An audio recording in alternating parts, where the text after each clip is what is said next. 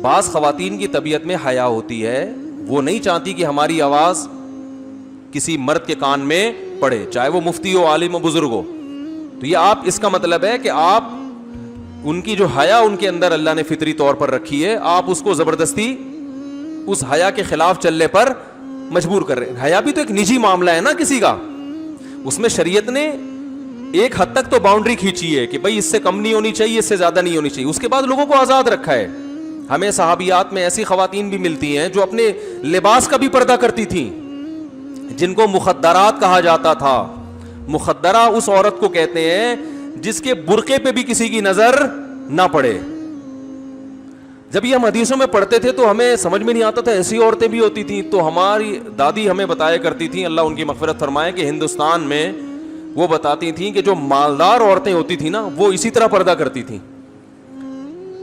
چونکہ دادی کا ہمارے بہت مالدار فیملی سے تعلق تھا, تو وہ ہمیں بتاتی تھی کہ ہم جب گھر سے باہر نکلتے تھے تو گلی کو دونوں طرف سے بند کیا جاتا تھا, سمجھ رہے, تمبو لگا کے گھر کو نا, اس طرح سے بھی ادھر سے بھی. پھر ڈولی میں بیٹھتے تھے اور وہ ڈولی اٹھا کے, بھائی گدھے گھوڑوں پہ سفر نہیں, جو عورتیں ہیں نا وہ اس طرح کرتی تھیں سفر, پھر اس ڈولی کو بٹھا کے گدھا گاڑی پہ رکھیں یا بیل گاڑی پہ رکھیں یا جہاں بھی لے جا کے رکھیں. تو بڑے گھروں میں یہ علامت سمجھی جاتی تھی, یہ فخر کیا جاتا تھا, بھائی ان گھر کی عورتیں ایسے پردہ کرتی ہیں کہ ان کے لباس پہ بھی کسی کی نظر نہیں پڑتی. تو اس لیے یہ جو پردہ جو ہے نا, یہ کس کی ذمہ داری ہے؟ عورت کی. مرد کو شریعت نے پردے کا مکلف نہیں بنایا ہے, مرد کو یہ کہا ہے کہ کسی پر غلط نظریں مت ڈالو.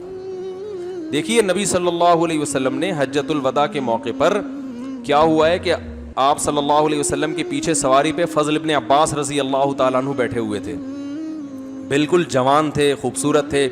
ایک بوڑھا اپنی جوان بیٹی کو لے کر آیا کوئی مسئلہ پوچھنے کے لیے, تو حضرت فضل ابن عباس جو ہے نا اس بچی کی طرف, لڑکی کی طرف دیکھنے لگے.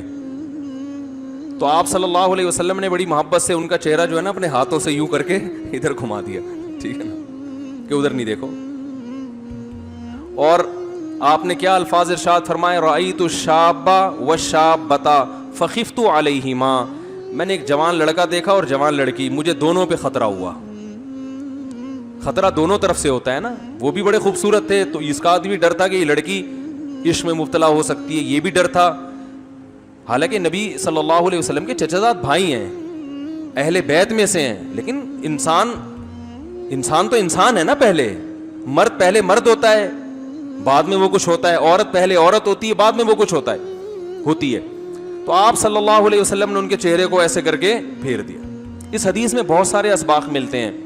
اس میں یہ بھی ملتا ہے کہ ایسا نہیں ہے کہ آپ نے اس بوڑھے کو کوئی معاذ اللہ کو یوں کر کے گھمایا ہو یا فتویٰ دیا ہو کہ کیا کر رہے ہو ہیں, بچی تمہاری چہرہ کھول کے یہاں کیوں کھڑی ہوئی ہے. تو اتنے کوئی جذباتی جو ہے نا, جو ہمارے ہاں آج کل ہو جاتا ہے.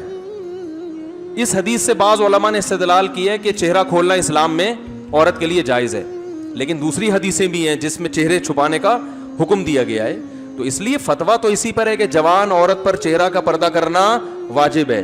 لیکن اگر کوئی لڑکی نہیں کر رہی تو پھر مرد کو جو نظر کی حفاظت کا حکم کیوں دیا جا رہا ہے, اس کی وجہ آپ صلی اللہ علیہ وسلم فرمائی کہ مجھے فتنے کا, بولو بھائی, اندیشہ ہے.